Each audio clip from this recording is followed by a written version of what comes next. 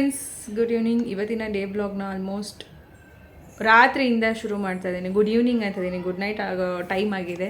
Okay, ಇವಾಗ ರಾತ್ರಿಯಿಂದ blog ಶುರು ಮಾಡ್ತಾ ಇದ್ದೀನಿ. ತುಂಬ ಕೆಲಸ, ಬ್ಯುಸಿ, ಟೆನ್ಷನ್. ಓ ಮೈ ಗಾಡ್, ಎಷ್ಟು ಕೆಲಸ ಅಂತೀರಾ. ಈಗ ಟೈಮ್ ನೋಡಿ 7:15 ಆಯ್ತಾ ಬಂತು. ಈಗ ಶುರು ಮಾಡಿರುವಂಥದ್ದು. ಬ್ಯಾಕ್ ಟು ಬ್ಯಾಕ್ ಕೆಲಸಗಳು ಜಾಸ್ತಿ ಆಗ್ತಾಯಿದೆ.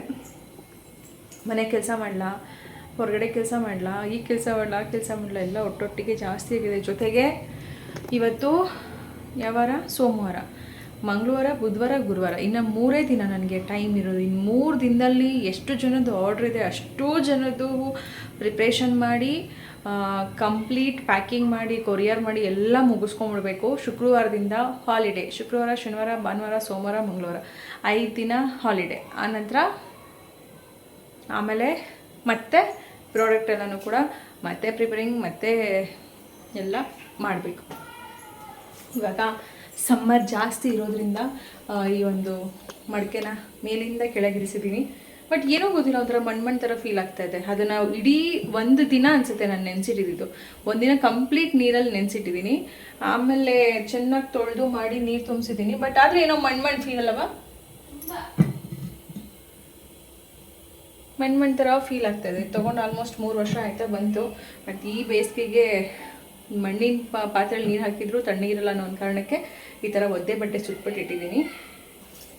ಜೊತೆಗೆ ಇವತ್ತು ಸಾಂಬಾರು ಬಂದು ಫೈನಲಿ ಸೊಪ್ಪು ತೊಗೊಂಡು 3-4 ದಿನವೇ ಆಗೋಗಿತ್ತು.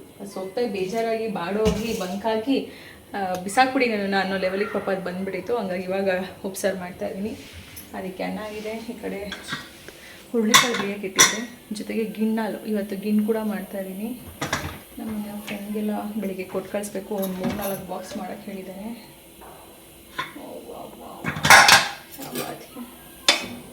ಹುರುಳಿಕಾಳು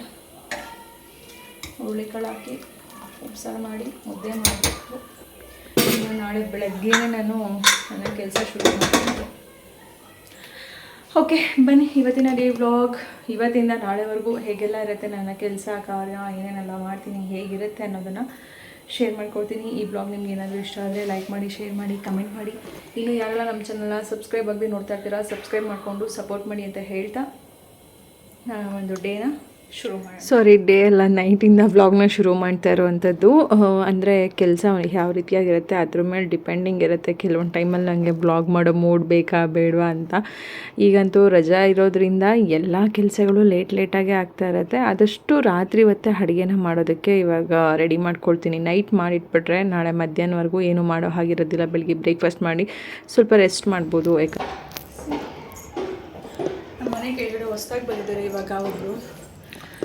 ತಮಿಳ್ನಾಡು ಬರಲ್ಲ, ನಮಗೆ ತಮಿಳ್ ಬರಲ್ಲ. ಹಾಗಾಗಿ ಬಂದರು, ಏನೋ ಕರೆದ್ರು, ನಾನು ಹೋದ್ವಿ. ಅಜ್ಜಿ ಒಬ್ರು ಇದ್ರು ಅವ್ರ ಮನೇಲಿ, ಅವರೊಬ್ರು ಕನ್ನಡ ಮಾತಾಡ್ತಾರೆ. ಅವ್ರು ಕೆಂಗೇರಿಲಿರೋದಂತೆ. ಇವರು ತಿರುವಣ್ಣಾಮಲೈ, ಅಲ್ಲಿಂದ ಡೈರೆಕ್ಟ್ ಇಲ್ಲಿಗೆ ಬಂದಿದ್ದಾರೆ ಕೆಲಸದ ಮೇಲೆ. ಅರ್ಶಿನ ಕುಂಕುಮಕ್ಕೆ ಏನು ಕೊಟ್ಟಿದ್ದಾರೆ ತೋರಿಸಿದ್ವಿ. ಏನು ಸ್ಟಿಕ್ಕರ್ ಕೊಟ್ಟಿದ್ದಾರೆ. ಹೌದಾ, ನಾನೇ ಹಾಕ್ತೀನಿ. ಹಾಕಮ್ಮ ಆ ಕಡೆದು. ಮನೇಲಿ ಪೂಜೆ ಚೆನ್ನಾಗಿ ಮಾಡಿದ್ದೀನಿ. ಮಲ್ಲಿಗೆ ಹೂವೆಲ್ಲ ಹಾಕಿ, ನಿಮ್ಮಪ್ಪ ತಂದಿದ್ದು ಮಲ್ಲಿಗೆ ಹೂವೆಲ್ಲ ಎಲ್ಲ ಹಾಕಿ ಪೂಜೆ ಮಾಡಿದ್ದೆಲ್ಲ ಆಯಿತು. ನೋಡಿ, ಅರ್ಶಿನ ಕುಂಕುಮಕ್ಕೆ ನಾವೆಲ್ಲ ಸ್ಟಿಕ್ಕರ್ ಕೊಡೋಲ್ಲ, ಬಟ್ ಅವರು ಸ್ಟಿಕ್ಕರ್ ಕೊಟ್ಟಿದ್ದಾರೆ. ಮತ್ತು ಎಲ್ಲೋ ದಾರ ಬೇರೆ ಕೊಟ್ಟಾರೆ. ಅವರು ತಮಿಳಿಯನ್ಸ್ ಆಗಿರೋದಕ್ಕೆ ಏನಾದರೂ ಮೇ ಬಿ ಈ ಥರ ಎಲ್ಲ ಕೊಡ್ತಾರೆ, ನನಗೆ ಗೊತ್ತಿಲ್ಲ. ನಮ್ಮಲ್ಲಿ ಯಾರೂ ಅರ್ಶಿನ ಕುಂಕುಮಕ್ಕೆ ಸ್ಟಿಕ್ಕರ್ ಕೊಡೋದಿಲ್ಲ. ಸ್ಟಿಕ್ಕರ್ ಇಟ್ಟಿದ್ದಾರೆ. ಆಮೇಲೆ ಅವ್ರ ಸ್ಪೆಷಲ್ ಸ್ವೀಟ್ ಪೊಂಗಲ್ ಕೊಟ್ಟಿದ್ದಾರೆ. ಆಮೇಲೆ ಅರ್ಶಿನ ಕುಂಕುಮ, ಎಲೆ ಅಡಿಕೆ, ಬಾಳೆ ನೀರು ಕೊಟ್ಟರು. ನಾವು ನಾರ್ಮಲಾಗಿ ಬ್ಲೌಸ್ ಪೀಸ್ ಕೊಡ್ತೀವಲ್ಲ, ಅದೇ ಇದಕ್ಕೆ ಅವರು ಒಂದು ಬ್ಲೌಸ್ ಪೀಸು. ಬಟ್ ಸ್ಪೆಷಲ್ ಏನಂದರೆ ಸ್ಟಿಕ್ಕರು ಕೊಟ್ಟು ಈ ಥರದ್ದು ಒಂದು ಪುಟ್ಟದ್ದು ಅರ್ಶಿನ ಕುಂಕುಮದ ಡಬ್ಬಿ, ಜೊತೆಗೆ ಅರ್ಶಿನದ ದಾರ ಕೊಟ್ಟಿದ್ದಾರೆ. ದಾರ ಏನು ಮಾಡಬೇಕು ಗೊತ್ತಿಲ್ಲ, ಕಮೆಂಟ್ ಮಾಡಿ ಫ್ರೆಂಡ್ಸ್. ಈ ಡಬ್ಬಿ ಏನು ಮಾಡಬೇಕು ಗೊತ್ತಿಲ್ಲ, ಕಮೆಂಟ್ ಮಾಡಿ ಫ್ರೆಂಡ್ಸ್. ನನಗಂತೂ ಕೆಲವೊಂದು ಈ ಥರ ಎಲ್ಲ ಕೊಡ್ತಾರೆ ಪಾಪ. ಅರ್ಶಿನ ಕುಂಕುಮದಲ್ಲಿ ಫ್ಯಾನ್ಸಿಯಾಗಿ ಕೊಡಬೇಕು ಅಂದ್ಬಿಟ್ಟು ಈ ಸಣ್ಣ ಡಬ್ಬಿಗಳಲ್ಲಿ ಅರ್ಶಿನ ಕುಂಕುಮ ಕೊಡೋದು, ಅವೆಲ್ಲ ವೇಸ್ಟ್ ಆಗುತ್ತೆ. ಕವರ್ಗಳಲ್ಲಿ ಹಾಕಿ ಕೊಡೋದು ಮಾಡೋದೆಲ್ಲ ಮಾಡ್ತಾರಲ್ಲ, ಅದೆಲ್ಲ ವೇಸ್ಟ್ ಆಗುತ್ತೆ ಅಂತ ಅನಿಸುತ್ತೆ ನನಗೆ. ಒಂದೊಂದ್ಸರಿ ಹಂಗೆ ಅನಿಸುತ್ತೆ. ಇವೆಲ್ಲ ನಾವೇನು ಮಾಡ್ತೀವಿ, ಬಿಸಾಕ್ತೀವಿ. ಇನ್ನೊಂದು ಇದಕ್ಕಾದ್ರೂ ಒಂದು ಸ್ವಲ್ಪ ಕುಂಕುಮ ಅರ್ಶಿನ ಹಾಕೊಂಬಿಟ್ಟು ಈ ಡಬ್ಬಗಳನ್ನ ಬಿಸಾಕ್ತೀವಿ. ಅದ್ರ ಬದಲು ಈ ಎಲೆ ಅಟ್ಟಿ ಕೊಟ್ಟಾಗಲೇ ಆ ಎಲೆ ಅಟ್ಟಿಗೆ ಒಂಚೂರು ಅರ್ಶಿನ ಕುಂಕುಮ ಇಟ್ಬಿಟ್ಟು ಕೊಟ್ಟರೆ ಚೆನ್ನಾಗಿರುತ್ತೆ ಅನಿಸುತ್ತೆ. ಈರುಳ್ಳಿ ಹಚ್ಚೋಕ್ಕೆ ನನ್ನ ಮಗಳನ್ನ ಬಿಟ್ಟಿದ್ದೀನಿ. ಮೊನ್ನೆ ಆಮ್ಲೆಟ್ ಅಂತಿದ್ದೀನಿ, ಆಮ್ಲೆಟ್ ಮಾಡೋಕ್ಕೆ ಹೋಗಿ ನೋಡಿ ಹೆಂಗೆ ಸುಟ್ಕೊಂಡಿದ್ದಲ್ಲ ನೋಡಿ. ಎಂತೆಂಥ ಅಡುಗೆ ಮಾಡಬೇಕಾದ್ರೂ ನನ್ನ ಮಗಳು ಸುಟ್ಕೊಂಡಿಲ್ಲ. ಅವಳು ಚಿಕ್ಕವಳಿದ್ದಾಗ ಒಂದು ಲೋಟ ಕಾಫಿನೂ ನಾನು ಅವಳ ಹತ್ರ ಕುಡಿತಾ ಇರಲಿಲ್ಲ. ನಂಗೆ ಹೊಟ್ಟೆ ಎಲ್ಲ ಉರಿದೋಯ್ತು ಫ್ರೆಂಡ್ಸ್. ಇಲ್ಲಿ ನೋಡಿ ಹೆಂಗೆ ಸುಟ್ಕೊಂಡವಳೆ. ಚಿಕ್ಕದ್ರಲ್ಲಿ ಅವ್ರ ಅಕ್ಕಪಕ್ಕನೂ ಒಂದು ಲೋಟ ಬಿಸಿನೀರಲ್ಲ ಒಂದು ಲೋಟ ಕಾಫಿ ಇಟ್ಕೊಂಡು ಓಡಾಡ್ತಾ ಇರಲಿಲ್ಲ ನಾನು. ಎಂತೆಂಥ ಬೋಂಡ ಬಜ್ಜಿ ಮಾಡಬೇಕಾದ್ರೂ ಎಣ್ಣೆ ಆರಿಸ್ಕೊಂಡಿಲ್ಲ. ಆಮ್ಲೆಟ್ ಪ್ರಭಾವ ಅದು. ಅಲ್ಲೇ ಒಂದು ಮೊಟ್ಟೆ ಅವ್ರ ಅಪ್ಪನಿಗೆ ಆಮ್ಲೆಟ್ ಮಾಡೋಕ್ಕೆ ಹೋಗಿ ನಾನು ಬೇಡ ಅಂತ ಅನ್ನಲ್ಲ, ಅದಕ್ಕೆ ಹಂಗಾಗಿರೋದು. ಇವಾಗ ನಾವು ಇಲ್ಲಿ ಮೆಣಸಿನ್ಕಾಯಿ ಹಾಕೋಣ ಫಸ್ಟ್. ನಂಗೆ ಹೊಟ್ಟೆ ಎಲ್ಲ ಉರಿದೆ, ನನ್ನ ಮಗಳು ಕೈ ನೋಡ್ತಾ ಇದೆ. ಅದಕ್ಕೆ ಅಡುಗೆ ಮನೆಗೆ ಬಿಡೋಕ್ಕೆ ಸ್ವಲ್ಪ ಹೆದರ್ಕೊಳ್ತಾ ಇದ್ದೀನಿ ಫ್ರೆಂಡ್ಸ್. ಅದಕ್ಕೆ ಹೇಳ್ತಾ ಇದ್ದೆ, ಮುಂದೆ ಸಿಗೋ ಅತ್ತೆ ಮಾವ ಮನೆಯಲ್ಲ ಹೆಂಗೆ ಜೀವನ ಮಾಡ್ತಿರೋ ನೀವೆಲ್ಲ, ಏನು ಕತೆಯೋ ಈಗಲೇ ಯೋಚನೆ ಹೋಗುತ್ತೆ. ಬಿಸಿಲಂತೂ ಹೆಂಗಿದೆ ಅಂದರೆ ಇವಾಗ ಬಿಸಿಲಿಗೆ ಹಾಕಿರೋದಕ್ಕೆ ಮೆಣಸಿನ್ಕಾಯಿಗಳು ನಿಂತೋದೇ ಕರ್ಕಂತಾವೆ ಫ್ರೆಂಡ್ಸ್. ಪುಡಿ ಅಂತ ಆ ಲೆವೆಲ್ ಮೆಣಸಿನ್ಕಾಯಿ ಇದೆ. ಚಿಕ್ಕ ಮಕ್ಕಳಿದ್ದಾಗ ಅವ್ರ ಕೈಗೆ ಮೈಗೆ ಒಂದು ಏಟಾಗದೇ ಇರೋ ಥರ, ಪೆಟ್ಟಾಗದೇ ಇರೋ ಥರ, ಏನೂ ಸುಟ್ಕೊಳ್ದೇ ಇರೋ ರೀತಿಯಾಗಿ ಎಷ್ಟು ಹುಷಾರಾಗಿ ನೋಡ್ಕೊಂಡಿರ್ತೀವಿ. ಆದರೆ ಈ ಥರ ಏನಾದರೂ ಅವ್ರು ಮಾಡ್ಕೊಂಡಾಗ ನಿಜವಾಗ್ಲೂ ಕಣ್ಣಲ್ಲಿ ನೀರೇ ಬರುತ್ತೆ. ಬಟ್ ಏನೂ ಮಾಡೋಕ್ಕಾಗಲ್ಲ. ಕೆಲವೊಂದು ಟೈಮಲ್ಲಿ ಇವೆಲ್ಲ ಕಲ್ತೇ ಮುಂದಕ್ಕೆ ಅವರು ಹೋಗಬೇಕಾಗತ್ತೆ. ಹಾಗಾಗಿ ಸ್ವಲ್ಪ ನೋವು ಆಯಿತು ನನಗೆ, ನನ್ನ ಮಗಳಿಗೆ ಈ ಥರ ಆಯ್ತಲ್ಲ ಅಂತ. ಬಟ್ ನಮ್ಮ ಮನೆಯವ್ರು ಹೇಳ್ತಿದ್ರು, ಇವೆಲ್ಲ ಸಣ್ಣ ಪುಟ್ಟ ಮಾಡ್ಕೊಂಡ್ರೆ ನೆಕ್ಸ್ಟ್ ಅವಳಿಗೂ ಯಾವ ರೀತಿಯಾಗಿ ಅಡುಗೆ ಮಾಡಬೇಕಾದ್ರೆ ಹುಷಾರಾಗಿರಬೇಕು ಅನ್ನೋದು ಗೊತ್ತಾಗುತ್ತೆ ಬಿಡು, ಚಿಕ್ಕದ್ರಲ್ಲೇ ಆಯ್ತಲ್ಲ ಅರ್ಥ ಆಗುತ್ತೆ ಮಕ್ಕಳಿಗೆ ಅಂತ. ಹಾಗೆ ಇವಾಗ ಎಲ್ಲಿ ಉಪ್ಸಾರು ಖಾರಕ್ಕೂ ಕೂಡ ನಾನು ರೆಡಿ ಮಾಡ್ಕೊತಾ ಇದ್ದೆ. ಇನ್ನೊಂದು ಕಡೆ ನನ್ನ ಮಗಳು ಪಲ್ಯಕ್ಕೆ ರೆಡಿ ಮಾಡ್ಕೊಳ್ತಾ ಇದ್ದರು. ಸ್ವಲ್ಪ ರಜಾ ಇದ್ದಾಗ ಅವ್ರಿಗೇನಾದರೂ ಅಡುಗೆ ಅದರಲ್ಲಿ ಇಂಟ್ರೆಸ್ಟ್ ಬಂತು ಅಂತಂದರೆ ಬಂದು ನನಗೆ ಹೆಲ್ಪ್ ಮಾಡಿಕೊಡ್ತಾರೆ. ನಾನಂತೂ ಬೇಡ ಅಂತ ಹೇಳಲ್ಲ, ಬಂದು ಮಾಡಿಕೊಡಿ ಅಂತಲೇ ಹೇಳ್ತೀನಿ. ಯಾಕಂದರೆ ಯಾವಾಗಲೂ ನಾನೇ ಮಾಡ್ಕೊಂಡು ತಿನ್ನೋದು ಬಿಟ್ಟರೆ ಅಪರೂಪಕ್ಕೆ ಯಾವಾಗಲೂ ನಮ್ಮ ಮನೆಯವ್ರು ಮಾಡೋದು ಇಷ್ಟೇ ತಿಂತಾಯಿರ್ತೀವಿ. ಬಟ್ ಒಂದೊಂದು ಟೈಮಲ್ಲಿ ನನ್ನ ಮಗಳು ಮಾಡಿಕೊಡೋ ಅಂಥ ಅಡುಗೆಗಳು ಅಥವಾ ಅವಳಿಗೆ ಆದಂಥ ಓನಾಗಿ ಏನೇನೋ ಕ್ರಿಯೇಟಿವ್ ಆಗಿ ಮಾಡ್ತಾಯಿರ್ತಾರೆ ರೆಸಿಪಿಗಳು, ಅವೆಲ್ಲ ನನಗೂ ಕೂಡ ಇಷ್ಟ ಆಗುತ್ತೆ. ಸಣ್ಣ ಪುಟ್ಟ ಅವ್ಳಿಗೂ ಕೂಡ ಗೊತ್ತಾಗ್ತಾ ಇರಲಿ. ಯಾಕಂದರೆ ಈಗಿನ ಕಾಲದಲ್ಲಿ ಆಲ್ಮೋಸ್ಟ್ ಆಲ್ ಇಂಡಿಪೆಂಡೆಂಟಾಗಿ ಮಕ್ಕಳು ಬೆಳೆದ್ರೆ ತುಂಬಾ ಒಳ್ಳೆಯದು. ಯಾವ ಟೈಮಲ್ಲಿ ಹೇಗಿರುತ್ತೆ ಸಿಚುವೇಶನ್ ಸಂದರ್ಭ ಗೊತ್ತಿಲ್ಲ. ಹಾಗಾಗಿ ಎಲ್ಲನೂ ಕೂಡ ಕಲ್ತ್ಕೊಳ್ತಾ ಇರಲಿ ಅಂತ ಹೇಳಿ ನನಗೆ ಯಾವುದಕ್ಕೂ ಬೇಡ ಅಂತ ಹೇಳಲ್ಲ. ಅವಳಿಗೆ ಏನೇನೆಲ್ಲ ಇಂಟ್ರೆಸ್ಟ್ ಇರುತ್ತೆ ಅದನ್ನೆಲ್ಲ ಅವ್ರು ಕಲಿತೀನಿ ಅಂತಿರ್ತಾರೆ, ಅದನ್ನೆಲ್ಲ ಹೇಳ್ಕೊಡ್ತಾ ಇರ್ತೀನಿ. ಸಣ್ಣ ಪುಟ್ಟ ಹೆಲ್ಪ್ ಮಾಡ್ತಾ ಇರ್ತಾರೆ ಕಿಚನಲ್ಲಿ. ಹಾಗೆ ಇಲ್ಲಿ ನಾನು ಕೂಡ ಮುದ್ದೆ ಮಾಡಿ ತುಂಬ ದಿನ ಆಯಿತು ಅನಿಸ್ತಾ ಇತ್ತು. ಹಾಗಾಗಿ ಇಲ್ಲಿ ಮುದ್ದೆಗೂ ಕೂಡ ರೆಡಿ ಮಾಡ್ಕೊಳ್ತಾ ಇದ್ದೆ. ಮುದ್ದೆ ಆಯಿತು ಫ್ರೆಂಡ್ಸ್. ಇವಾಗ ಒಂದು ಸ್ವಲ್ಪ ಹಬೆಲಿ ಹಾಗೆ ಬೇಯ್ತಾ ಇದ್ವಿ. ಆಮೇಲೆ ಮುದ್ದೆ ಕಟ್ಟೋಣ ಅಂತ ಅಂದ್ಕೊಂಡಿದ್ದೀನಿ. ಇವಾಗ ಸುಮಾರು 2.5 ಲೀಟ್ರಷ್ಟು ಹಾಲು ಹಾಕಿ ಗಿಣ್ ಮಾಡ್ತಾ ಇದ್ದೀನಿ. 2.5 ಲೀಟ್ರ್ ಹಾಲು ನಮ್ಮ ಮನೆಯವ್ರ ಫ್ರೆಂಡ್ಸ್ಗೆಲ್ಲ ಬೇಕು. ಆರೆಂಜ್ ಪ್ಯಾಕೆಟ್ ಹಾಲನ್ನೇ ಬಳಸಿದ್ರೆ ಬೆಟರ್, ಚೆನ್ನಾಗಾಗುತ್ತೆ.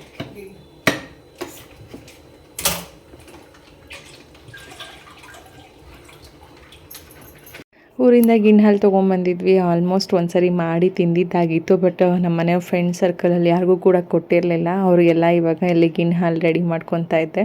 ಇದು ರಾತ್ರಿ ಹೊತ್ತು ಮಾಡಿಟ್ಬಿಟ್ಟು ಬೆಳಗ್ಗೆ ಹೊತ್ತು ತಿನ್ನಬೇಕು, ತುಂಬ ಚೆನ್ನಾಗಿರುತ್ತೆ. ಅದರಲ್ಲಂತೂ ಈಗಂತೂ ಸೆಕೆ ಜಾಸ್ತಿ, ಬಿಸಿಲು, ಸಮ್ಮರ್ ಇರೋರಿಗೆ ಕೂಲಾಗಿ ಏನಾದರೂ ತಿನ್ನಬೇಕು ಡೆಸರ್ಟ್ ಅಂತಂದರೆ ಇದನ್ನು ಫ್ರಿಜ್ಜಲ್ಲಿ ಇಟ್ಕೊಂಡು ತಿಂದರೆ ಇನ್ನೂ ಚೆನ್ನಾಗಿರುತ್ತೆ. ಹಾಗಾಗಿ ರಾತ್ರಿ ಮಾಡಿಟ್ಬಿಡೋಣ. ಇನ್ನು ಬೆಳಗ್ಗೆ ನಮ್ಮ ಮನೆಯವರು ಹೇಗೂ ವಾಕಿಂಗ್ ಹೋಗ್ಬೇಕಾದ್ರೆ ಅವ್ರ ಫ್ರೆಂಡ್ ಸರ್ಕಲ್ ಎಲ್ಲರಿಗೂ ತೊಗೊಂಡೋಗ್ತಾರೆ ಅಂತ ಅಂದ್ಕೊಂಡು ಎಲ್ಲನೂ ಕೂಡ ಒಂದೊಂದು ಕುಕ್ಕರಲ್ಲಿ 2 ಬಾಕ್ಸ್ಗೂ ಒಂದೊಂದು ಬಾಕ್ಸು ಈ ಥರ ಎಲ್ಲ ಸುಮಾರು ಒಂದು 2.5 ಲೀಟ್ರು ಹಾಲಿಗೆ ಗಿಣ್ಣು ಹಾಲು ಒಂದು ಅರ್ಧ ಲೀಟ್ರ್ ಅಷ್ಟಿತ್ತು. ಎಲ್ಲ ಹಾಕಿ ಮಿಕ್ಸ್ ಮಾಡಿಬಿಟ್ಟು ರೆಡಿ ಮಾಡಿ ಇಟ್ಕೊಂಡೆ. ಹಾಗೆ ಊಟ ಎಲ್ಲ ಆಗಿತ್ತು. ಆದಮೇಲೆ ಒಂದಷ್ಟು ಪಾತ್ರೆ ಎಲ್ಲ ಇದ್ವು, ಅದನ್ನೆಲ್ಲ ಹಂಗೆ ಕ್ಲೀನ್ ಮಾಡ್ಕೊಂಬಿಡೋಣ. ಕೆಲಸ ಆಗ್ತಾ ಒಂದೊಂದೇ ಕ್ಲೀನ್ ಮಾಡ್ಕೊಂಬಿಟ್ರೆ ಪಟ ಮುಗ್ದೋಗ್ಬಿಡೋದೆ ಕಿಚನ್ ಕೆಲಸ ಅಂದ್ಬಿಟ್ಟು ಪಾತ್ರೆ ಒಂದಷ್ಟಿತ್ತು. ಆ ಪಾತ್ರೆ ಎಲ್ಲ ತೊಳೆದಿಟ್ಟೆ. ಆನಂತರ ಬಟ್ಟೆ ಎಲ್ಲ ವಾಶ್ಗೆ ಹಾಕಿದ್ದಿತ್ತು. ನನ್ನ ಮಗಳಿಗೆ ಸ್ವಲ್ಪ ಕೈ ಎಲ್ಲ ಬೊಬ್ಬೆ ಬಂದಿದ್ದರಿಂದ ಅದು ತಾಕಿದರೆ ಉರಿಯುತ್ತೆ ಅಂತಿದ್ಲು. ಇಲ್ಲ ಅಂದಿದ್ರೆ ನನ್ನ ಮಗಳೇ ಅವರೇ ಬಂದು ಬಟ್ಟೆ ಎಲ್ಲ ಒಣಗಾಕೋದು, ಬಟ್ಟೆ ಮಡ್ಚಿಡೋದು, ಈ ಥರ ಎಲ್ಲ ಸ್ವಲ್ಪ ಸಣ್ಣ ಪುಟ್ಟ ಎಲ್ಲ ಕೆಲಸಗಳು ಅವರೇ ಮಾಡ್ಕೊಳ್ಳೋರು. ಬಟ್ ಈಗ ಅವ್ರಿಗೆ ಕೈ ನೋವಾಗಿರೋದ್ರಿಂದ ನಾನೇ ಮಾಡ್ಕೊಳ್ತೀನಿ. ಫ್ರೀ ಇದ್ದಾಗ ಕೆಲವೊಂದು ಟೈಮಲ್ಲಿ ಬಟ್ಟೆಗಳ್ನ ನೈಟೇ ವಾಶ್ಗೆ ಹಾಕ್ಬಿಡ್ತೀನಿ. ಯಾಕಂದ್ರೆ ಬೆಳಗ್ಗೆ ಹೊತ್ತು ಅದು ಇದು ಕೆಲಸ ಮಾಡ್ತಾ ಇರ್ತೀನಲ್ಲ ಅಂತ ನೈಟೇ ಎಲ್ಲ ಒಣಗಾಕ್ಬಿಡ್ತೀನಿ. ಹಾಗೆ ನೆಕ್ಸ್ಟು ಡೇಗೆ ವ್ಲಾಗ್ನ ಕಂಟಿನ್ಯೂ ಮಾಡ್ತಾ ಇರೋವಂಥದ್ದು. ಇನ್ನು ನಾನು ಆಲ್ರೆಡಿ ಹೇಳ್ದಾಗೆ ಈಗಂತೂ ಮಕ್ಕಳಿಗೆ ಹೇಗೆ ಆಗ್ಬಿಟ್ಟಿದೆ ಅಂದರೆ ಅವ್ರಿಗೆ ಎಲ್ಲೆಲ್ಲಿ ಬೇಕೋ ಅಲ್ಲೆಲ್ಲ ಮಲ್ಕೊಳ್ಳೋದು, ಅವ್ರಿಗೆ ಎಲ್ಲೆಲ್ಲಿ ಬೇಕೋ ಅಲ್ಲೆಲ್ಲ ಕೂತ್ಕೊಳ್ಳೋದು, ಈ ಥರ ಫ್ರೀಯಾಗಿ ಇರಲಿ ಅಂತಲೇ ನಾನು ಕಂಪ್ಲೀಟ್ ನಮ್ಮ ಮನೇನ ಹೇಗೆ ಅಂದರೆ ಅವ್ರಿಗೋಸ್ಕರ ಫುಲ್ ಖಾಲಿ ಮಾಡಿಕೊಟ್ಬಿಟ್ಟಿದ್ದೀನಿ. ರಾತ್ರಿ ಅಪ್ಪ ಮಕ್ಕಳು ಎಲ್ಲ ಮೂವಿ ನೋಡ್ಕೊಂಡು ಕೂತಿದ್ರು. ಈಗಂತೂ ಕೂಲರ್ ಇರೋದ್ರಿಂದ ಒಂದು ಕಡೆ ಕೂಲರ್ ಹಾಕೊಂಡ್ಬಿಟ್ಟು ಅವ್ರಿಗೆ ಹೆಂಗೆ ಬೇಕು ಯಾವ ಕಡೆಗೆ ಬೇಕೋ ಆ ಕಡೆ ನಿದ್ದೆ ಬರೋವರೆಗೂ ಅದೇ ಮೋಡಲ್ಲೇ ಅಲ್ಲೇ ಹಾಲಲ್ಲೇ ಇರ್ತಾರೆ. ಆಲ್ಮೋಸ್ಟ್ 1 ಗಂಟೆ ರಾತ್ರಿವರೆಗೂ ಕೂಡ ಮೂವೀಸ್ಗಳನ್ನ ನೋಡ್ತಾ ಇರ್ತಾರೆ. ಬಟ್ ಇದೆಲ್ಲ ಹಾಗೆ ಬಿಟ್ಬಿಟ್ಟು ಆಮೇಲೆ ನಿದ್ದೆ ಬಂದರೆ ಹೋಗೋರ ರೂಮಲ್ಲಿ ಮಲಗಿರ್ತಾರೆ. ಇದನ್ನು ಎದ್ದು ಬೆಳಗ್ಗೆ ಕೆಲಸ ಯಾರ್ದಿರುತ್ತೆ, ನಮ್ಮದೇ ಇರುತ್ತೆ. ನನಗಂತೂ ಇದನ್ನೆಲ್ಲ ಎತ್ತಿಡೋವರೆಗೂ ಬಿಟ್ಟು ಹಾಗೆ ಹೋಗೋಣ ವಾಕಿಂಗ್ಗೆ ಆ ಥರ ಎಲ್ಲ ಅನ್ಸೋದೇ ಇಲ್ಲ ನನಗೆ. ಎಲ್ಲ ಕ್ಲೀನ್ ಮಾಡಿಬಿಟ್ಟು ರೆಡಿ ಮಾಡಿಬಿಟ್ಟೆ ವಾಕಿಂಗ್ ಹೋಗೋಣ, ಯಾಕಂದರೆ ಮತ್ತೆ ಆಮೇಲೆ ಮಕ್ಕಳೆದ್ದು ಇದ್ರ ಮೇಲೆಲ್ಲ ಓಡಾಡ್ತಿರ್ತಾರೆ ಅಂತ ಅನಿಸ್ತಾ ಇರುತ್ತೆ. ಹಾಗಾಗಿ ಎಲ್ಲ ತೆಗೆದು ಎಲ್ಲ ಕ್ಲೀನ್ ಮಾಡಿ ಎತ್ತಿಟ್ಟು ಅನಂತರ ವಾಕಿಂಗ್ ಎಲ್ಲ ಹೋಗಿ ಮುಗಿಸ್ಕೊಂಬಂದು ಆಮೇಲೆ ನಮ್ಮ ಮನೆಯವರು ರಾತ್ರಿ ಮಾಡಿಟ್ಟಿದ್ದೆಲ್ಲ ಗಿಣ್ಣೆಲ್ಲನೂ ಕೂಡ ಅವ್ರ ಫ್ರೆಂಡ್ಸಿಗೆಲ್ಲ ತೊಗೊಂಡೋಗಿದ್ರು. ಇನ್ನೊಂದು 2 ಬಾಕ್ಸ್ ನಮಗೆ ಅಂತ ಇಟ್ಟಿದ್ರು. ಇನ್ನು ಉಳಿದಿದ್ದೆಲ್ಲ ಕಿಚನ್ದೆಲ್ಲ ಕ್ಲೀನ್ ಮಾಡ್ಕೊಂಬಿಡೋಣ ಅಂತ. ಯಾಕಂದರೆ ನಾವು ಎಷ್ಟು ಪಾತ್ರೆಗಳನ್ನ ತೆಗೆದು ಅಡುಗೆ ಮಾಡೋಕ್ಕೆ ಯೂಸ್ ಮಾಡಿರ್ತೀವೋ ಅಷ್ಟೇ ಪಾತ್ರೆಗಳು ನಮಗೋಸ್ಕರ ಕಾಯ್ತಾ ಇರುತ್ತೆ ಎಲ್ಲ ತೊಳೆದು ಎತ್ತಿಡೋಕ್ಕೆ ಅಂತ. ಈಗ ಅದನ್ನು ಎಲ್ಲ ಕ್ಲೀನ್ ಮಾಡಿ ತೆಗೆದಿಡ್ತಾ ಇದ್ದೀನಿ. ಬೆಳಿಗ್ಗೆ ಎದ್ದಿದ ತಕ್ಷಣ ಬ್ರಷ್ ಮಾಡ್ದೆ, ನಾನು ಫ್ರೂಟ್ಸ್ ಬೌಲ್ ಮಾಡೋಣ ಅಂದ್ಬಿಟ್ಟು ಇಟ್ಟಿದ್ದೀನಿ. ಎಲ್ಲರಿಗೂ ಇವತ್ತು ಫ್ರೂಟ್ಸ್ ನೋ ಬ್ರೇಕ್ಫಾಸ್ಟ್. ಯಾಕಂದರೆ ತಿನ್ಕೊಂಬಿಡು, ತಿಂದ್ಬಿಟ್ಟು ಕಚ್ಬಿಟ್ಟು ಇಟ್ಟರೆ ಹಿಂಗೆ ತಿನ್ನು. ಒಂದು ಪ್ಲೇಟ್ ಇಟ್ಕೊಂಡು ದಯವಿಟ್ಟು ತಿನ್ನು. ನಂಗೆ ಮನೇಲೆಲ್ಲ ಗಲೀಜು ಮಾಡಿ ಅಂಟು ಮಾಡಿದ್ರೆ ಚಿಂಟು ಒಂದ್ಸರಿ ಕೋಪ ಬರುತ್ತೆ ನನಗೆ. ಚಿಂಟು ಅಲ್ಲಿ ಏನಾದರೂ ಒಂದು ತೊಗೊಂಡು ಸರಿಯಾಗಿ ಬಾರ್ಸೋಣ ಅನ್ನೋಷ್ಟು ಕೋಪ ಬರುತ್ತೆ ನಿಜವಾಗ್ಲೂ. ಹೇಳೋ ಕೆಲಸ ಸರಿಯಾಗಿ ಮಾಡಲ್ಲ, ಏನಿಲ್ಲ, ತಿನ್ನೋದು ಇದು ಮಾಡಲ್ಲ. ಓಕೆ, ಇವಾಗ ಬೆಳಗ್ಗೆ ಕೋಪ ಮಾಡ್ಕೊಳ್ಳೋದು ಬೇಡ, ಸ್ವಲ್ಪ ಕೂಲಾಗಿರೋಣ. ಇವತ್ತಿನ ಡೇನ ತುಂಬ ಕೆಲಸ ಇದೆ. ನನಗೆ ಕೋಪ ಬಂತು, ಬೆಳಗ್ಗೆನೇ ಕೋಪ ಮಾಡ್ಕೊಳ್ಳೋಕೆ ಶುರು ಮಾಡಿದೆ ಅಂದರೆ ಅವತ್ತಿನ ಡೇ ಎಲ್ಲ ಕಂಪ್ಲೀಟ್ ಕಿರ್ಚಾಡ್ತಾನೆ ಇರ್ತೀನಿ. ಮೊಬೈಲು ಫ್ಲ್ಯಾಶ್ ಬಿಡ್ತಾರೆ, ಇಟ್ಕೊಳ್ಳ ಹೆಂಗೆ ಇಟ್ಕೊಟ್ರು ಬಿಡುತ್ತೆ. ಕಪ್ಪು ಕಾಣಿಸ್ತೈತೆ ಅದಕ್ಕೆ ಅರ್ಧ ಫೇಸ್. ಓಕೆ, ಹಿಂಗೆ ಇಟ್ಕೊಂಡ್ರೆ ಏನಿಲ್ಲ. ಇವಾಗ ಬ್ರೇಕ್ಫಾಸ್ಟ್ ಬಂದು ಕಂಪ್ಲೀಟ್ ಫ್ರೂಟ್ಸ್ ಕೊಟ್ಬಿಡ್ತೀವಿ ಫ್ರೆಂಡ್ಸ್. ಯಾಕಂದರೆ ಎಲ್ಲ ಫ್ರೂಟ್ಸು ಕೂಡ ಮನೇಲಿ ಜಾಸ್ತಿ ಆಗೋಗ್ಬಿಟ್ಟಿದೆ. ಆ ಫ್ರೂಟ್ಸು ಕಂಪ್ಲೀಟ್ ಖಾಲಿ ಆಗಬೇಕು. ಅದಕ್ಕೆ ಏನೇನಿರುತ್ತೆ ಇದೆ ಎಲ್ಲನೂ ಒಂದು 4 ಬೌಲ್ ಫ್ರೂಟ್ಸ್ ಬೌಲ್ ಮಾಡಿಬಿಡ್ತೀನಿ. ಎಲ್ಲರಿಗೂ ಕೂಡ ಬ್ರೇಕ್ಫಾಸ್ಟ್ನ ಸ್ಕಿಪ್ ಮಾಡ್ತೀನಿ. ಇವತ್ತು ಉಪ್ಪಿಟ್ಟು ಮಾಡಬೇಕು, ತರಕಾರಿ ಹಾಕಿ ಉಪ್ಪಿಟ್ಟು ಮಾಡಬೇಕು ಅಂತ ಬೀನ್ಸು, ಹಸಿ ಬಟಾಣಿ, ಕ್ಯಾರೆಟು ಎಲ್ಲ ತರಿಸಿದ್ದೆ. ಹಸಿ ಬಟಾಣಿನೂ ತರಿಸಿದ್ದೆ. ಮಸಾಲ ಉಪ್ಪಿಟ್ಟು ಮಾಡಬೇಕು ಅಂತ ಆಸೆ ಆಗಿತ್ತು ನನಗೆ, ತಿನ್ನಬೇಕು ಅಂತ. ನೋಡೋಣ ರಾತ್ರಿಗೆ ಏನಾದರೂ ಮಾಡಿದ್ರಾಯ್ತು. ನೆನ್ನೆ ಮಾಡಿದ್ದು ಉಪ್ಸಾರಿದೆ, ಮಧ್ಯಾಹ್ನ ಕರೆ ಆಗುತ್ತೆ. ಹಾಗಾಗಿ ಸದ್ಯಕ್ಕೆ ಇವಾಗ breakfast skip, fruits bowl breakfast ಮಾಡಿಬಿಟ್ಟು ನಾನು ಕೆಳಗಡೆ ಕೆಲಸ ಇದೆ. ರೈಸ್ ಇದೆ ಮಧ್ಯಾಹ್ನಕ್ಕೆ, ಹೆಂಗೂ ಕೂಡ ಮುದ್ದೆ ಆಮೇಲೆ ಬಂದು ಮಾಡ್ಕೊಂಡ್ರಾಯ್ತು. ಫ್ರೆಶ್ ಅಪ್ ಆಗಿಬಿಟ್ಟು ಪಟ ಅಂತ ಕೆಳಗಡೆ ಹೋಗಬೇಕು. ಯಾಕಂದರೆ ಅಷ್ಟು ಕೆಲಸ ಇದೆ ನನಗೆ. ಬ್ಯಾಕ್ ಟು ಬ್ಯಾಕ್ ಆರ್ಡರ್ಸ್ ಇದೆ. ಸರಿಯಾಗಿ ನೋಡಿ ನಿದ್ದೆ ಆಗ್ತಾಯಿಲ್ಲ ಅಂದರೆ ನನಗೆ ಟೆನ್ಷನ್ ಜಾಸ್ತಿ ಆದರೆ ನಿದ್ದೆ ಬರೋಲ್ಲ. ನಿದ್ದೆ ಬಂದಿಲ್ಲ ಅಂದರೆ ಲೈಟಾಗಿ ಕಣ್ ಕೆಳಗಡೆ ಡಾರ್ಕ್ ಸರ್ಕಲ್ ಶುರು ಆಗ್ತಾ ಇದೆ. ಇವಾಗ ಚೆನ್ನಾಗಿ ನಿದ್ದೆ ಮಾಡಬೇಕು. ಈಗ ರೀಸೆಂಟಾಗಿ ತಾನೇ ಹಲಸಿನ ಹಣ್ಣು ತಿಂದಿದ್ವಿ. ಮತ್ತೆ ನಮ್ಮ ಮನೆ ಫ್ರೆಂಡವರು ಕೊಟ್ಟು ಕಳಿಸಿದ್ರು ಹಲಸಿನ ಹಣ್ಣನ್ನು. ಅದನ್ನೆಲ್ಲನೂ ಹಾಗೆ ತಂದು ಫ್ರಿಜ್ಜಲ್ಲಿ ಇಟ್ಬಿಟ್ಟಿದ್ರು. ರಾತ್ರಿ ತೊಗೊಂಬಂದಿದ್ದು ಹಾಗೆ ಫ್ರಿಜ್ಜಲ್ಲಿ ಇಟ್ಟಿದ್ರು. ಮನೇಲಿ ನೋಡಿದ್ರೆ ಇನ್ನೂ ಸುಮಾರು ಬಾಳೆಹಣ್ಣು, ಆ್ಯಪಲ್ಲು, ಸಪೋಟೊ ಇದೆಲ್ಲ ಇನ್ನೂ ತುಂಬ ಹಣ್ಣುಗಳಿತ್ತು. ನಾನು ಅದಕ್ಕೆ ಅಂದ್ಕೊಂಡೆ ತಿಂಡಿ ಮಾಡೋದು ಬೇಡ, ಇರೋ ಫ್ರೂಟ್ಸನ್ನು ಖಾಲಿ ಮಾಡೋಣ. ಯಾಕಂದರೆ ಇದನ್ನು ಮಕ್ಳಿಗೆ ತಿನ್ನೋಕ್ಕೆ ಟೈಮೇ ಆಗೋಲ್ಲ. ಎದ್ದೊಳೋದು ಲೇಟು, ತಿಂಡಿ ತಿನ್ನೋದು ಲೇಟು, ಮತ್ತು ಮಧ್ಯಾಹ್ನ ಊಟ, ಮತ್ತು ಸಂಜೆ ಫ್ರೂಟ್ಸ್ ಕೊಡೋಕೆ ಹೋದರೆ ಬೇಡಮ್ಮ ಹಾಲು ಕೊಟ್ಬಿಡಿ ಸಾಕು, ಇಲ್ಲ ಮಜ್ಜಿಗೆ ಕುಡಿ ಸಾಕು ಅಂತ ಹೇಳ್ತಾರೆ. ಇನ್ನು ಇಟ್ಟಿದ್ದಾವೆ ಹಣ್ಣು ಕಪ್ಪಾಗಿ ಹಾಳಾಗುತ್ತೆ. ಈ ಬೇಸಿಗೆಯಲ್ಲಂತೂ ಹಣ್ಣುಗಳು ಬೇಗ ಹಾಳಾಗ್ಬಿಡುತ್ತೆ. ಅದಕ್ಕೆ ನಾನೇನು ಮಾಡಿದೆ, ಬೆಳಿಗ್ಗೆ ಹೊತ್ತು ಬ್ರೇಕ್ಫಾಸ್ಟ್ನ ಸ್ಕಿಪ್ ಮಾಡಿಬಿಡ್ಬೇಕು. ಇಲ್ಲ ಅಂತಂದರೆ ಅಂತಂದರೆ ಸಂಜೆ ಹೊತ್ತು ಮಕ್ಕಳಿಗೆ ಹಾಲು ಮಜ್ಜಿಗೆ ಸ್ನ್ಯಾಕ್ಸ್ ಆ ಥರದ್ದು ಏನಾದರೂ ಕೊಡೋದಿದ್ರೆ ಅದನ್ನು ಸ್ಕಿಪ್ ಮಾಡಿಬಿಟ್ಟು ಈ ಥರ ಫ್ರೂಟ್ಸ್ ಕೊಟ್ಟು ಖಾಲಿ ಮಾಡಬೇಕು ಅಂತ ಡಿಸೈಡ್ ಆಗಿದ್ದೆ. ಅದಕ್ಕೆ ಇವತ್ತು ನಮ್ಮ ಮನೆಯವ್ರಿಗೂ ಹೇಳ್ಬಿಟ್ಟಿದೆ, ನಾನು ಏನು ಬೇರೆ ಬ್ರೇಕ್ಫಾಸ್ಟ್ ಎಲ್ಲ ಏನೂ ಮಾಡಲ್ಲ, ಮನೇಲಿರೋ ಹಣ್ಣುಗಳ್ನ ಫಸ್ಟ್ ಖಾಲಿ ಮಾಡಿ, ಯಾಕಂದರೆ ಎಲ್ಲ ಹಣ್ಣುಗಳು ಕೂಡ ಹಾಳಾಗ್ತಾ ಇದೆ ಅಂತ. ಅದಕ್ಕೆ ಆ್ಯಪಲ್ಲು ದಾಳಿಂಬೆ ಎಲ್ಲ ಇತ್ತು. ಬಟ್ ದಾಳಿಂಬೆ ನನ್ನ ಮಕ್ಕಳು ಬೇಡ ಬೇಡಮ್ಮ, ಯಾಕಂದರೆ ಬ್ಲೂಬೆರಿ ಎಲ್ಲ ಇದೆಯಲ್ಲ ಅದನ್ನು ಹಾಕಿ ದಾಳಿಂಬೆ ಹಾಕಬೇಡಿ ಅಂತ ಅಂದರು. ಸರಿ ಅಂದ್ಬಿಟ್ಟು ಇದ್ದಿದ್ದು ಏನೇನೆಲ್ಲ ಹಣ್ಣಿತ್ತು ಎಲ್ಲ ಹಾಕಿದೆ. ಬಟ್ ಬ್ಲೂಬೆರಿ ನಾನು ತಿನ್ನಲ್ಲ. ನಾನು ಆಲ್ಮೋಸ್ಟ್ ಬ್ಲೂಬೆರಿ, ಅಂಜೂರ ಮತ್ತು ಈ ಕಿವಿ ಫ್ರೂಟು, ಕೆಲವೊಂದು ಫ್ರೂಟ್ಸ್ ನನಗೆ ಅಲರ್ಜೀಸ್ ಇದೆ, ಡಾಕ್ಟರ್ ಮೆನ್ಷನ್ ಮಾಡಿದ್ದಾರೆ. ನಾವು ಯಾವುದಾದ್ರೂ ಫುಡ್ಡನ್ನು ಫಸ್ಟು ತಿನ್ಬೇಕಾದ್ರೆ ಸ್ವಲ್ಪ ನಾಲ್ಗೆಯಲ್ಲಿ ಟೇಸ್ಟ್ ನೋಡಿ, ನಿಮ್ಮ ನಾಲ್ಗೆಯಲ್ಲಿ ಏನಾದರೂ ಹಿಚ್ಚಿಂಗು ಅಥವಾ ಅದು ಬೊಬ್ಬೆ ಬಂದಂಗೆ ಥರದ್ದೇನಾದರೂ ಫೀಲ್ ಆಯಿತು ಅಂದರೆ ಇಮಿಡಿಯೇಟಾಗಿ ಆ ಫುಡ್ನ ಸ್ಟಾಪ್ ಮಾಡಿ ಅಂತ. ನನಗೆ ಮೊದಲೆಲ್ಲ ಆ ಥರ ಇರಲಿಲ್ಲ. ಇತ್ತೀಚೆಗೆ ಕೆಲವೊಂದು ಫ್ರೂಟ್ಸ್ಗಳು ನನಗೆ ಆಗಿ ಬರಲ್ಲ, ಹಾಗಾಗಿ ಆ ಫ್ರೂಟ್ಸ್ ಎಲ್ಲನೂ ಕೂಡ ಸ್ಟಾಪ್ ಮಾಡಿಬಿಡ್ತೀನಿ. ಮಕ್ಳಿಗೆ ಮಾತ್ರ ಕೊಡ್ತೀನಿ. ಮಾರ್ನಿಂಗ್ ಬ್ರೇಕ್ಫಾಸ್ಟ್ ಫ್ರೂಟ್ಸ್ ಅಷ್ಟೇ ಇವತ್ತು, ಇನ್ನೇನು ಮಾಡ್ತಾ ಇಲ್ಲ. ಅಪ್ಪ ಮಗಳು ಯಾವಾಗಾದರೂ ತಿನ್ಕೊಳ್ಳಿ, ಯಾವಾಗಾದರೂ ಬರಲಿ. ನೀನು ಹಬ್ಬನಿಗೆ ಮಾತ್ರ ಬರಬೇಕು ಅಂತ ತಿರ್ಗಿಸ್ಕೊಂಡು ಕುತ್ಕೊಂಡಾನೆ. ನಾವೆಲ್ಲ ಎಲ್ಲಿ ಕುತ್ಕೋಬೇಕಪ್ಪ, ಕೆಳಗಡೆಗೆ ಹಾಕಿ ಹೋಗ್ಬಿಡು. ಕರೆಕ್ಟಾಗಿದೆ, ನೀನೇನು ಮಾಡಬೇಡ, ಕೂತು ಸುಮ್ಮನೆ ಇಲ್ಲಿ. ಆಫ್ ಬಿಡುವ, ಬರ್ತಾ ಇಲ್ಲ. ಹಿಂಗೆ ತಿರ್ಗಿಸು ಒಂಚೂರು. ಇದು ಒಳ್ಳೆ ಹಿಂಸೆ ಆಗಿಬಿಟ್ಟಿದೆ ಫ್ರೆಂಡ್ಸ್. ಬೇರೆದು ಆಗ್ಬೋದು, ಅದಕ್ಕೆ ಅದು ಸವಾಸ ಬೇಡ ಅಂತ ಇವಾಗ ಕಲ್ತ್ಕೊಂಡಿದ್ದೀನಿ ತಿನ್ನಕ್ಕಿದ್ದು. ಚಿನ್ನಪ್ಪ ನಾವು ಅಚ್ಚುಕಟ್ಟಾಗಿ ಹಿಂಗೆ ಇಟ್ಕೊಂಡು ಇದರಲ್ಲಿ ಚುಚ್ಕೊಂಡು ತಿಂತೀವಿ. ಹೇಗೂ ಹಿಂದಿನ ದಿನ ರಾತ್ರಿ ಮಾಡಿದ್ದು ಉಪ್ಸಾರು ಹಾಗೆ ಇತ್ತು. ಮಧ್ಯಾಹ್ನಕ್ಕೆ ಊಟದ ಬಗ್ಗೆ ಯೋಚನೆ ಮಾಡೋ ಹಾಗಿಲ್ಲ, ಇನ್ನೇನಿದ್ರು ನೈಟ್ ಅಡುಗೆ ಮಾಡ್ಕೊಂಡ್ರಾಯ್ತು. ಸ್ವಲ್ಪ ಶಾಪಿಂಗ್ ಮಾಡಿ ಮುಗಿಸ್ಕೊಂಬಿಡೋಣ. ಡಿಮಾರ್ಟ್ ಶಾಪಿಂಗ್ ಇತ್ತು, ಮನೆಗೆ ಏನೆಲ್ಲ ಗ್ರೋಸರೀಸ್ ಬೇಕಾಗಿತ್ತು ಎಲ್ಲ ಖಾಲಿಯಾಗಿದ್ದೆಲ್ಲ ಲೀಸ್ಟ್ ಹಾಕಿರ್ತೀನಿ. ಈಗೆಲ್ಲ ಜಾಸ್ತಿ ನಾನು ಆಲ್ರೆಡಿ ಹೇಳಿದೆ, ಜಾಸ್ತಿ ಎಲ್ಲ ತೊಗೊಂಬರೋದಿಲ್ಲ ಫ್ರೆಂಡ್ಸ್. ಎಷ್ಟು ಬೇಕೋ ಮನೆಗೆ ಅವಶ್ಯಕತೆ ಇದೆ ಅಷ್ಟೇ ತೊಗೊಳ್ತೀನಿ, ಯಾಕಂದರೆ ಓಡಾಡ್ತಾನೆ ಇರ್ತೀನಿ ಆಲ್ಮೋಸ್ಟಲ್ಲಿ. ಮತ್ತು ಮನೆಗಂತೂ ಮಾಲ್ಟಿಗೆ ಪ್ರಾಡಕ್ಟ್ ಎಲ್ಲ ತರಿಸ್ತಾನೆ ಇರ್ತೀನಲ್ವ, ಹಾಗಾಗಿ ನಾನು ಏನೇನೋ ಮಾಲ್ಟಿಗೆಲ್ಲ ತರಿಸ್ತಾ ಇರ್ತೀನಿ. ಅದನ್ನು ಬಿಟ್ಟು ಬೇರೆ ಏನಾದರೂ ನಂಗೆ ಮನೆಗೆ ಬೇಕಾಗಿರೋದು ಅನ್ನೋದನ್ನೆಲ್ಲ ಸಪ್ರೇಟು ಲೀಸ್ಟ್ ಮಾಡಿಕೊಂಡು ಬಂದು ಶಾಪಿಂಗ್ ಮಾಡೋದು. ಯಾಕಂದರೆ ನಂಗೆ ಡಿಮಾರ್ಟ್ ಬಂದೆ ಅಂತಂದರೆ ನಾನು ಅಂದ್ಕೊಳ್ಳೋದೇ ಒಂದು, ಆಗೋದೇ ಇನ್ನೊಂದು. ಹೆವಿ ಇನ್ವೆಸ್ಟ್ಮೆಂಟ್ ಗ್ರಾಸರಿಗೆ ಅನ್ನೋ ಥರ ಬಿದ್ದೋಗ್ಬಿಡುತ್ತೆ. ಯಾಕಂದರೆ ಮಕ್ಕಳು ಕರ್ಕೊಂಬರ್ತೀನಿ, ಮಕ್ಕಳು ಸ್ಲಿಪ್ಪರ್ಸು ಮತ್ತು ಕೆಲವೊಂದು ಬಟ್ಟೆಗಳು ಅಲ್ಲೂ ಇಷ್ಟಪಡೋಕ್ಕೆ ಶುರು ಮಾಡ್ತಾರೆ. ಆಮೇಲೆ ಚೈತು ಅವರು ಕ್ಲಿಬ್ಬು ಈ ಥರ ಎಲ್ಲ ಸುಮಾರು ದುಡ್ಡು ಕಳ್ಕೊಳ್ಳೋದಿರುತ್ತೆ. ಹಾಗಾಗಿ ನೋಡಿ ಮಾಡಿ ಶಾಪಿಂಗ್ ಮಾಡ್ತಾಯಿದ್ದೀನಿ ಇವಾಗ. ಆನಂತರ ಮನೆಗೆ ಬಂದಮೇಲೆ ಸ್ವಲ್ಪ ಟಯರ್ಡ್ ಫೀಲ್ ಆಗಿತ್ತು. ಓಕೆ ಸಂಜೆ ಮೇಲೆ ವ್ಲಾಗ್ ಮಾಡೋಣ ಅಂದ್ಕೊಂಡೆ. ಬಟ್ ಸಂಜೆ ದಿಢೀರ್ ಒಂದು ಹೊರಗಡೆ ಹೋಗೋ ಪ್ಲ್ಯಾನಿಂಗ್, ಇದು ದಿಢೀರ್ ಅಂತ ಪ್ಲ್ಯಾನ್ ಆಗಿದ್ದು. ನಮ್ಮ ಮನೆಯವ್ರ ಫ್ರೆಂಡು, ಅವ್ರ ಫ್ಯಾಮಿಲಿ, ನಾವು 2 ಫ್ಯಾಮಿಲೀಸ್ ಇಬ್ಬರು ಕೂಡ ಹೊರಗಡೆ ಮಕ್ಕಳು ಕರ್ಕೊಂಡು ಡಿನ್ನರ್ಗೆ ಅಂತ ಹೋಗೋಣ ಅಂತ. ಇದು ಬಂದು BCI ಕ್ಲಬ್ ಬಂದಿರೋ ಅಂಥದ್ದು. ಸಡನ್ ಪ್ಲ್ಯಾನು, ಒಂಥರ ಸರ್ಪ್ರೈಸ್ ಅಂತ ಹೇಳ್ಬೋದು. ದಿಢೀರ್ ಅಂತ ಹೇಳಿದ್ರು ರೆಡಿಯಾಗಿ ಹೊರಡೋಣ ಅಂತ. ಸರಿ ಅಂತ 2 ಫ್ಯಾಮಿಲೀಸ್ ಇಬ್ಬರು ಕೂಡ ಬಂದ್ವಿ. ನಾನು ಮದುವೆ ಆಗೋ ಮೊದಲಿಂದನೂ ನಮ್ಮ ಮನೆಯವರು, ಇವರು ಅಣ್ಣ ಎಲ್ಲ ತುಂಬ ಕ್ಲೋಸ್ ಫ್ರೆಂಡ್ಸು. ಎಲ್ಲ ಕಾಣಿಸ್ತಾನೆ ಇಲ್ಲ ಅವರಿಬ್ರು, ಅವರಿಬ್ರು ಕಾಣಿಸ್ತಾನೆ ಇಲ್ಲ. ಅಲ್ಲಿ ಪಾರ್ಕ್ ಹತ್ರ, ಪಾರ್ಕ್ ಹತ್ರ ಆಡ್ತಾ ಇದ್ದಾರೆ. ಆಲ್ಮೋಸ್ಟ್ ಆಲ್ ನಾನು ಯಾವಾಗಲೂ ಹೇಳ್ತಾ ಇರ್ತೀನಿ, ನಮ್ಮ ಫ್ರೆಂಡ್ಸ್ ಸರ್ಕಲ್ ಸ್ವಲ್ಪ ದೊಡ್ಡದು. ನಮ್ಮ ಮನೆಯವ್ರಿಗೆ ಜಾಸ್ತಿ ಫ್ರೆಂಡ್ಸ್ ಸರ್ಕಲ್ ಇದ್ದಾರೆ. ಸುಮಾರು ವರ್ಷದ ಒಂದು ಫ್ರೆಂಡ್ಸ್ ಬಾಂಡಿಂಗ್ ಅನ್ನೋದು ಅವರಲ್ಲಿ ಇರುವಂಥದ್ದು. ಈಗ ನಿನ್ನೆ ಮೊನ್ನೆ ಫ್ರೆಂಡ್ಸ್ ಅನ್ನೋ ಥರ ಅಲ್ಲ, ಸುಮಾರು ವರ್ಷಗಳು ಫ್ರೆಂಡ್ಶಿಪ್ಗಳು.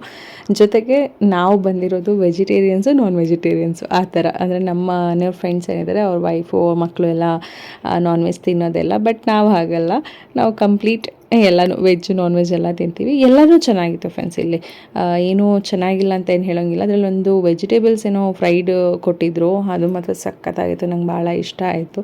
ಆಮೇಲೆ ಅವ್ರ ಮಗ ನಮ್ಮ ಮಗ ಇಬ್ಬರು ಕೂಡ ಸ್ವಲ್ಪ ಹಂಗೆ ವಾಕಿಂಗ್ ಮಾಡಿಕೊಂಡು ಓಡಾಡ್ಕೊಂಬರೋಕ್ಕೆ ಅಂತೆಲ್ಲ ಹೋದರು, ನೋಡ್ಕೊಂಡೆಲ್ಲ ಬಂದರು. ಮ್ಯಾಚ್ ಕೂಡ ನಡೀತಾ ಇತ್ತು. ಒಂಥರ ಸಖತ್ತಾಗಿತ್ತು. ಅವತ್ತಿನ ನೈಟ್ ಸ್ಪೆಷಲ್ ಆಗಿತ್ತು. ಮನೆಗೆ ಬರೋಷ್ಟರಲ್ಲಿ ಆಲ್ಮೋಸ್ಟ್ ಅಲ್ಲೂ 12:30 1 ಗಂಟೆನೇ ಹತ್ತತ್ರ ಆಗೋಗ್ಬಿಟ್ಟಿತ್ತು. ಆನಂತರ ಇದು ನೆಕ್ಸ್ಟ್ ಡೇ ನಾನು ವ್ಲಾಗ್ನೇ ಮಾಡಿರಲಿಲ್ಲ. ದಿಢೀರ್ ಸರ್ಪ್ರೈಸ್, ಏನೋ ಗೊತ್ತಿಲ್ಲ, ಒಂದಾದ್ಮೇಲೆ ಒಂದು ಸರ್ಪ್ರೈಸಾಗಿ ನನಗೆ ಈ ವರ್ಷ ಸ್ವಲ್ಪ ಜಾಸ್ತಿನೇ ಸರ್ಪ್ರೈಸಸ್ಗಳು ಸಿಗ್ತಾ ಇದೆ ಅನ್ಬೋದು.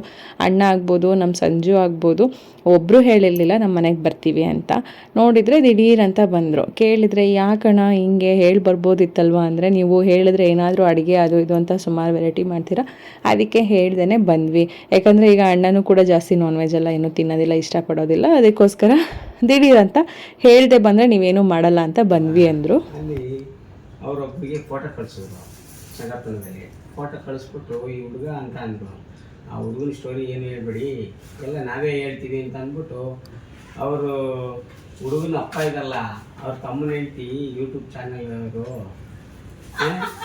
ಅವ್ನು ಮಿಲಿಟ್ರಿ ಅವನಲ್ಲಿ ಈ ಸಂಜಯ್ ಅಂತ ಅವ್ರ ಅಪ್ಪನ ಹೆಸರು ಮಂಜುನಾಥ. ಮಂಜುನಾಥ್ ಅವ್ರ ಹೇಳ್ತಿ ಭಾಗ್ಯ ಅಂತ ಹೇಳ್ಬಿಟ್ಟು ಅವ್ರು ಯಾವಾಗಲೂ ಬರ್ತಾ ಇರ್ತಾರೆ ಅಂತ ಎಲ್ಲ ಹೇಳ್ಬಿಟ್ಟವ್ರ ಅವ್ರಿಗೆ. ಅವ್ರು ನನಗೆ ಅಂತಾರೆ ರೀ ಒಬ್ಬನು ಕಳಿಸಿದೀನಿ ನೋಡಿ ಇಲ್ಲಿ ಫುಲ್ ಬಯೋಡೇಟಾನೇ ಹೇಳ್ತಾ ಕೂತಾರೆ ಅವರೇ.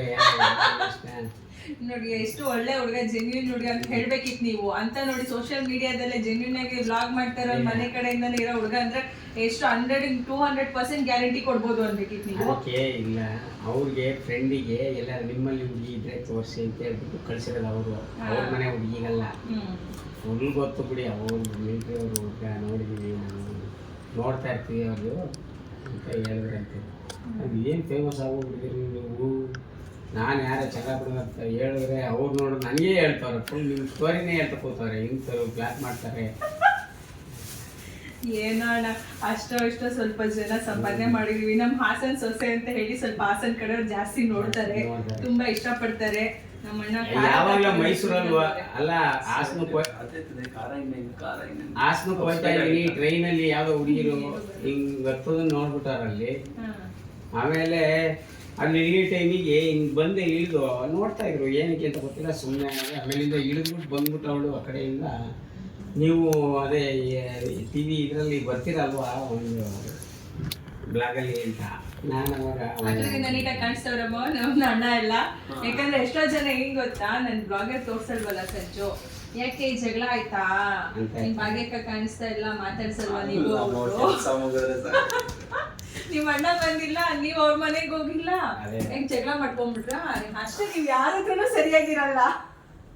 ನಮ್ದು ಮತ್ತೆ ನಮ್ಮ ಅಣ್ಣನ ಹೆಂಗೆ ಇದ್ರೆ ನೇರ ಮಾತು, ಫೈಟಿಂಗ್ ಮಾಡ್ಬೇಕಾದ್ರೆ ನೇರನೇ ಆಡ್ತೀವಿ ನಾವು. ನಾನು ವಾದ ಮಾಡ್ತೀನಿ, ಅವರು ವಾದ ಮಾಡ್ತಾರೆ. ಬಟ್ ನೆಕ್ಸ್ಟ್ ವಿತಿನ್ 1 ಸೆಕೆಂಡ್ಗೆ ಅವರು ನಾರ್ಮಲ್ ಆಯ್ತಾರೆ, ನಾನು ನಾರ್ಮಲ್ ಮಾಡ್ತೀನಿ.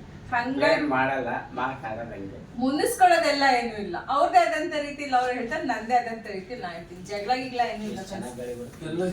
ಎಷ್ಟೋ ಜನ ನಾವೆಲ್ಲೇ ನೋಡಿದ್ರು ನಮ್ಮನ್ನು ಬಂದು ಮಾತಾಡ್ಸ್ತೀರ, ಕೆಲವೊಬ್ಬರು ನೋಡಿಬಿಟ್ಟು ಹೋಗಿ ನನಗೆ ವಾಟ್ಸಪ್ಪಲ್ಲಿ ಮೆಸೇಜ್ ಮಾಡ್ತೀರಾ, ಸುಷ್ಮಾ ನಾವು ನಿಮ್ಮನ್ನು ನೋಡಿದ್ವಿ, ನಮಗೆ ತುಂಬ ಖುಷಿ ಆಯಿತು ನಿಮ್ಮ ಹತ್ರದಿಂದ ನೋಡಿದ್ದಕ್ಕೆ ಅಂತ. ಹಾಗೆ ನಮ್ಮ ಫ್ಯಾಮಿಲಿ ಮೆಂಬರ್ಸ್ನೂ ಕೂಡ ಅಷ್ಟೇ ಎಷ್ಟೋ ಜನ ಐಡೆಂಟಿಫೈ ಮಾಡಿ ಅವ್ರು ಸಿಕ್ಕಾಗ ಮಾತಾಡ್ಸಿದ್ದೀರಾ. ನಿಮ್ಮೆಲ್ಲ ಈ ಪ್ರೀತಿಗೆ ನಾನು ಏನು ಹೇಳೋದಕ್ಕೂ ಕಡಿಮೆನೇ, ಆದರೂ ತುಂಬ ಸಂತೋಷ ಆಗಿದೆ. ಥ್ಯಾಂಕ್ ಯು ಸೋ ಮಚ್ ನಿಮ್ಮೆಲ್ಲರ ಈ ಒಂದು ಪ್ರೀತಿ ವಿಶ್ವಾಸಕ್ಕೆ. ಇಷ್ಟು ನಮ್ಮನ್ನು ಫಾಲೋ ಮಾಡಿ ನಿಮ್ಮ ಮನೆಯವ್ರ ಥರ ನಮಗೆ ಪ್ರತಿಯೊಂದನ್ನು ಕೂಡ ಮೆನ್ಷನ್ ಮಾಡೋದಕ್ಕೆ ಭಾಳ ಖುಷಿ ಆಗುತ್ತೆ. ಸಣ್ಣ ವಿಚಾರನೂ ಎಷ್ಟು ದೊಡ್ಡ ಮಟ್ಟಕ್ಕೆ ಖುಷಿ ಕೊಡುತ್ತೆ ಅನ್ನೋದಕ್ಕೆ ಇದೇ ಸಾಕ್ಷಿ. ಯಾಕೆಂದರೆ ನಮ್ಮ ಭಾವನವ್ರು ಹೇಳ್ತಾ ಇದ್ರಂತೂ ನನಗಂತೂ ತುಂಬ ಖುಷಿ ಆಗ್ತಿತ್ತು, ಅವ್ರನ್ನ ಅಷ್ಟು ಚೆನ್ನಾಗಿ ಮಾತಾಡ್ಸಿದ್ರು ಹೇಳಿದ್ರು ಅಂತ. ಜೊತೆಗೆ ನಮ್ಮ ಅತ್ತೆ ಮಗಳೂ ಕೂಡ ಹೇಳ್ತಾಯಿದ್ರು, ನಿಮ್ಮ ಒಬ್ಬ ಸಬ್ಸ್ಕ್ರೈಬರ್ಸು ಜಾತ್ರೆಗೆ ಹೋಗಿದ್ವಿ, ಅಲ್ಲೆಲ್ಲ ಸಿಕ್ಕಿದ್ರು, ಬಂದು ಮಾತಾಡ್ಸಿದ್ರು, ನಮ್ಮ ಜೊತೆ ಎಲ್ಲ ಫೋಟೋ ತೊಗೊಂಡ್ರು ಅಂತ. ನಂಗಂತ ಈ ಥರ ಎಲ್ಲ ಕೇಳಿ ತುಂಬ ಖುಷಿ ಆಯಿತು. Thank you so much. ಯಾರೆಲ್ಲ ನಮ್ಮನ್ನು ಇಷ್ಟು ಪ್ರೀತಿಯಿಂದ ಪ್ರೀತಿಸ್ತಾ ಇದ್ದೀರಾ ಅವ್ರಿಗೆ